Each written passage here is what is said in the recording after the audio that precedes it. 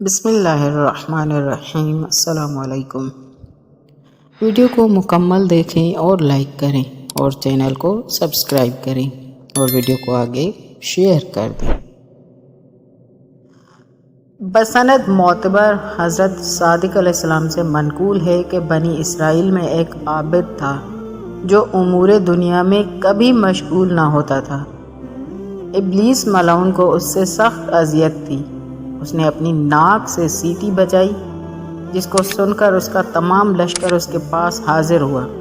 اس نے کہا، تم میں کون ہے جو فلاں عابد کو گمراہ کرے؟ ان میں ایک تیار ہوا۔ اس نے پوچھا، کیسے گمراہ کرو گے اس عابد کو؟ اس نے کہا، عورتوں کے ذریعے سے۔ ابلیس بولا، یہ ممکن نہیں، وہ کبھی عورتوں کی طرف نہیں رجوع ہوا ہے اور نہ ان کی لذت سے واقف ہے۔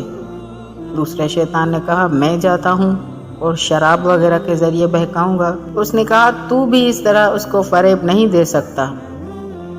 تیسرے ملعون نے کہا، میں جاتا ہوں۔ ابلیس نے پوچھا، تو کیا کرے گا؟ اس نے کہا، میں عبادت و پارسائی ظاہر کر کے بہکاؤں گا۔ اس نے کہا، تو کامیاب ہوگا۔ غرض وہ شیطان ایک مرد کی شکل میں اس مکان میں آیا جہاں وہ عابد عبادت کیا کرتا تھا۔ اس کے برابر کھڑا ہو کر عبادت میں مشغول ہو گیا۔ عابد کبھی کبھی آرام بھی کرتا تھا، لیکن وہ شیطان جو شخص بن کر آیا تھا کبھی نہ سوتا نہ ایک لمحہ آرام کرتا تھا۔ یہ دیکھ کر عابد نے اس کی عبادت کے مقابلے میں اپنی عبادت کو بہت حقیر سمجھا اور انکساری و خلوص کے ساتھ اس کے پاس آیا اور پوچھا کہ کس سبب سے آپ کو اس قدر عبادت کی طاقت حاصل ہوئی ہے؟ اس ملعون نے کوئی جواب نہ دیا۔ پھر عابد دوسری مرتبہ اس کے پاس گیا اور التجا کی کہ وہ کچھ بات کرے اور پوچھا کہ کس عمل کے سبب سے آپ اس مرتبے تک پہنچے ہیں؟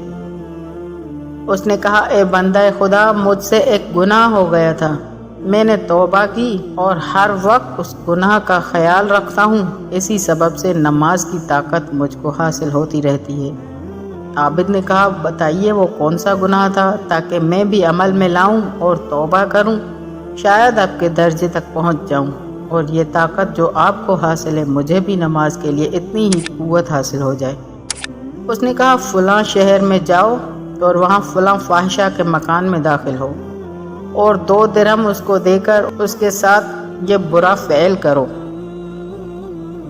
عابد نے کہا، 2 درہم کہاں سے لاؤں؟ میں جانتا بھی نہیں کہ 2 درہم کیا چیز ہے، میں تو کبھی دنیا کی جانب متوجہ نہیں ہوا۔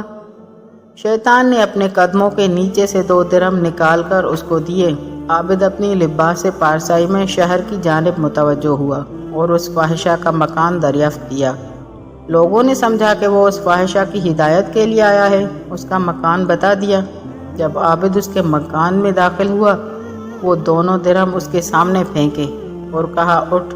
وہ عورت اٹھی اور اس کو کمرے میں لے گئی اور کہا، اے شخص، تو میرے پاس اس حالت میں آیا ہے کہ کوئی شخص اس لباس تقوی و طہارت میں نہیں آتا۔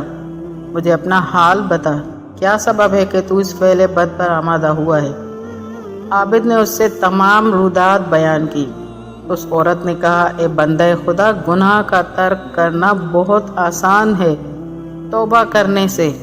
ایسا نہیں ہے کہ جو چاہے توبہ کر لے اور اس کو ایسا بلند مرتبہ میسر ہو جائے۔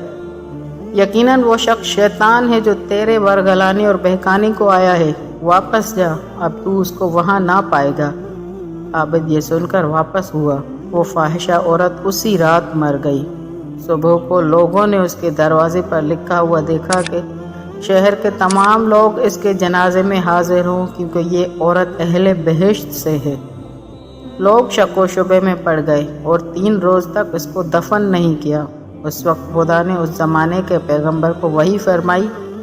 راوی کہتا ہے کہ حضرت نے فرمایا، وہ حضرت موسیٰ تھے۔ حکم خدا ہوا کہ جاؤ فلاں فاحشہ کے جنازے کی نماز پڑھو اور لوگوں کو حکم دو کہ وہ بھی اس کی نماز میت پڑھیں، کیونکہ میں نے اس کو بخش دیا اور بہشت اس پر واجب قرار دے دی، اس سبب سے کہ اس نے میرے اس بندے کو میری نافرمانی